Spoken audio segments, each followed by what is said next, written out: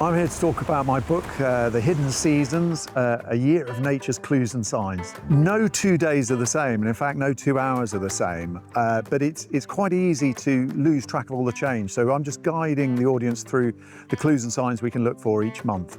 Oh, it's been such a fun book to write because there are areas that I was familiar with, but I got to go much deeper into. There's this concept called pukoff, the idea that an individual animal can make a map for you, and I explored that. But yeah, each area is partly new to me and partly an exciting discovery.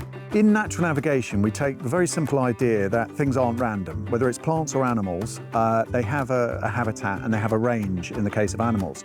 So every time we hear or see an animal, it is effectively making a map for us. It's telling us that if we show a bit of curiosity and say, you know, what do you need as an animal, it will whisper a map back to us. And we can go as deep into that as we'd like to. I just love, these moments when we can feel a little bit disorientated and we don't feel comfortable with an area, and then we just get used to either the sight or sound. In my case, there was one time, there was one bird, a stone chat, and just the sound of that started to make a place that was quite wild and quite daunting, started to make it feel familiar and comfortable.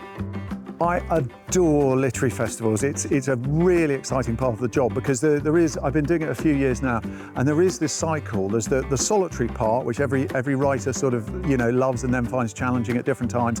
And then you work really, really hard. And the thing you're working for really is actually these moments when you're with the people who are either discovering your work or have enjoyed it perhaps for a few years.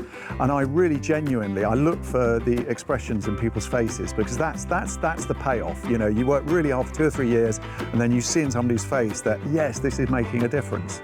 I'm a great believer that if people are kind enough to spend money and give up their time to come to a talk of mine, that they should leave having felt or said, wow, that's what I'm aiming for. This is not, you know, just a gentle way to pass an hour. All of my work is about changing the way people see and experience the world forever. What I've found over the years, because I've done a few events, is that literary festivals are a really good gauge of community because if the community is excited by books and people are talking to each other, then the literary festivals work really, really well. I think reading is one of the best uses of our time that we can possibly ever find in our whole life.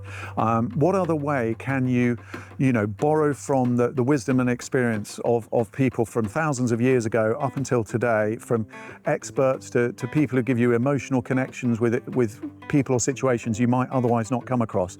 I mean, it's invaluable.